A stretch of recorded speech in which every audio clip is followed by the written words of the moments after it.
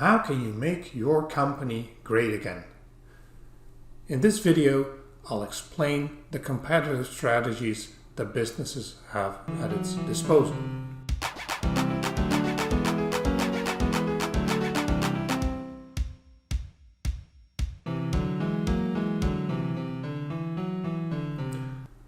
In an earlier video, I explained that a competitive strategy derives from an analysis of the environment as well as an analysis of the internal capabilities of the firm. What are you good at and how can you match that to what the market needs? And I already foreshadowed that we would, in a companion video, look at the competitive strategies, in particular the two generic strategies that Michael Porter developed. Here we go. If you look at the profit function of the organization, then it is immediately clear that there are two instruments, two variables that you can play with to maximize the profit of the firm. The profit of a firm is equal to revenues minus cost. Revenues, of course, price times quantity minus the cost per unit times the quantity sold minus the fixed cost. And if we take these two terms together, then the price minus the per unit cost times the quantity sold minus the fixed cost is equal to profits. So if you want to get high profits, then there's a couple of things you can do. You can ensure that the per unit costs are low, or you can try to get the price up. And of course you can set high prices, but then you should also offer something to consumers in return for those high prices such that they are willing to actually pay the price. The second possibility is to ensure that your costs are low and compared to competitors. It is exactly this distinction that Michael Porter emphasized in developing his generic strategies. First, he says companies can focus on the cost of production. And the fixed costs are not that interesting. It's mostly the variable cost or the per unit cost of production that are of interest to the firm. So what you can do, for example, is to ensure that you buy products at a relatively low price. You buy as a firm the goods that you need for your own production process. So if you run a supermarket store and you happen to have strong bargaining power over the suppliers of the shampoos and the beverages that you sell in your supermarket, then what you can try is to get those products at the lowest price possible and then be able to also pass them on to your consumers at a very low price. So if you have a bargaining position over your suppliers, then a low-cost strategy could well be a good solution. Second thing that you could do is to really look at your production process and to think of each step in the value chain, so each step in the production process, and to consider the question, is this really something that we're good at as a company, or would it be possible to buy this particular step from another company who would then do it on our behalf? Think about distribution. If once you've produced a particular good, are you the one who is most efficiently able to deliver that at the doorstep of the consumer, or would you rather hire a delivery service to do that for you at a lower price? This is what is called outsourcing. So asking other companies, paying other companies to do an activity for you, hopefully then at a rate that is cheaper than what you would be able to do the process for yourself. Or the reverse of that, vertical integration. So to start doing things yourself as a company, which you used to outsource to other suppliers. And this may be a means to reduce the cost of the organization, either by saying we're not good at this ourselves, it is not part of our core business, so we ask a supplier to supply this part of the process to us, or to take care of this step in the production process for us, or the other way around. We can more efficiently produce this component ourselves, so instead of buying it from other firms, we will set up our own production line for the intermediate products that we need in our own production processes. A third possibility to save on costs would be to efficiently use the fixed assets that you have available, the machines, the factories, the production lines, which again decreases the cost of this asset per unit produced. Economies of scale are a term in economics that refers to using to producing at a scale that is so large that the cost of this tool per unit produced is low as possible.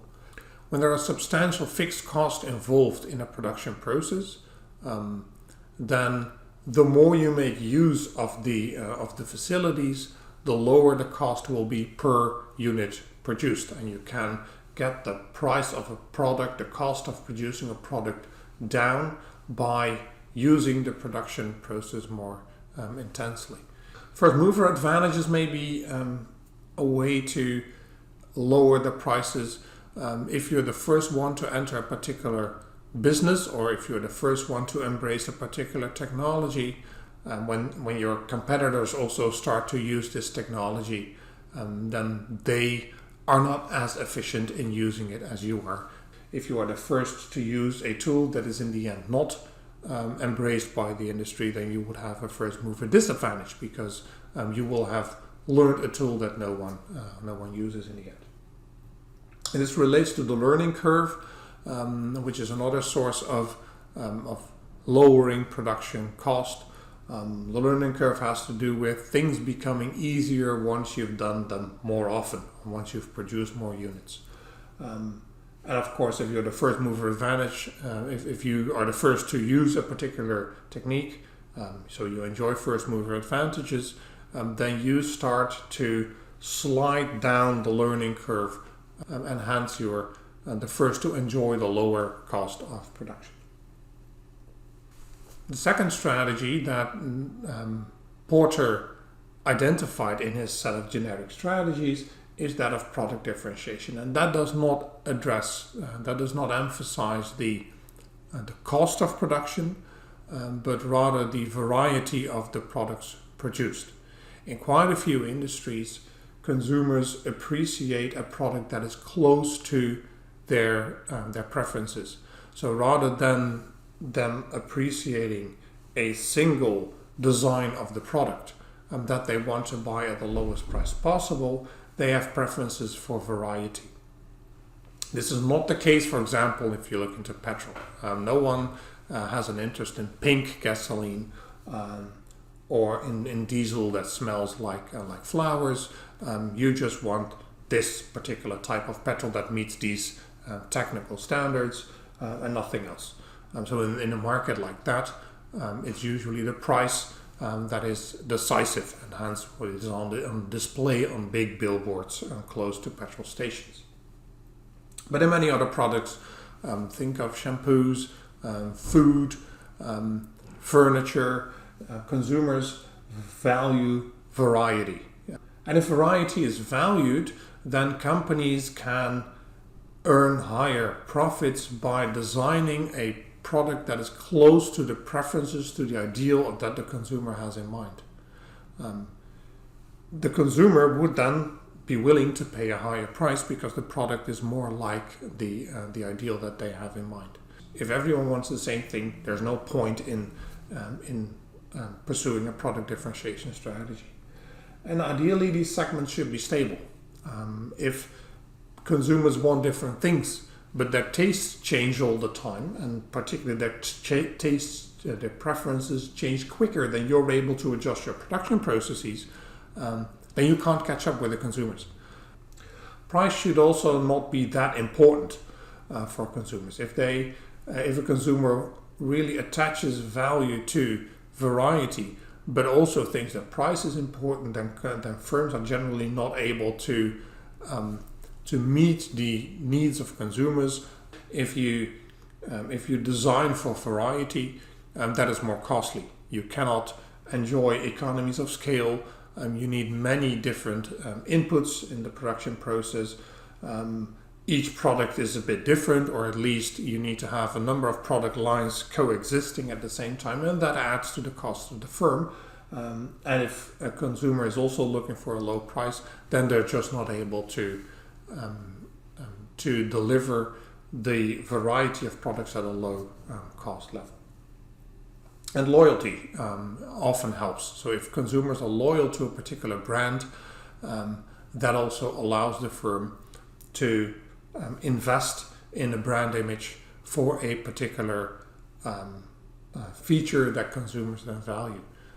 Often, as managers like 2x2 diagrams, a further layer is added to these two generic strategies, and then we also look at whether the firm targets the entire market or a specific niche. And you can have product differentiation and cost leadership for niches as well as for the entire market.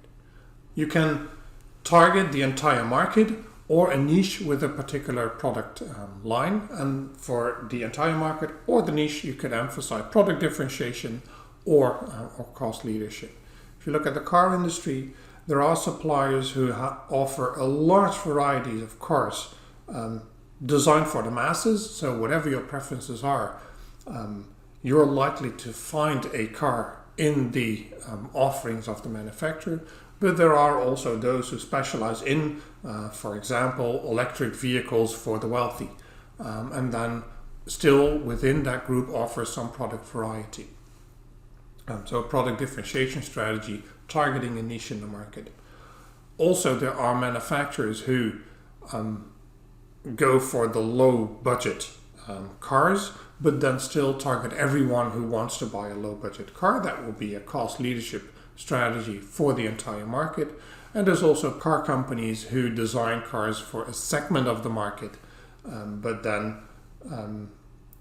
emphasize cost leadership in that particular segment. Say you design cheap cars with which you can go off-road as a particular segment, but then still a budget segment of the market. So if you look at competitive strategy, you can pursue a cost leadership structure, a product differentiation structure, and for each of these two you can decide to focus on the entire market or to focus on a particular segment in that market.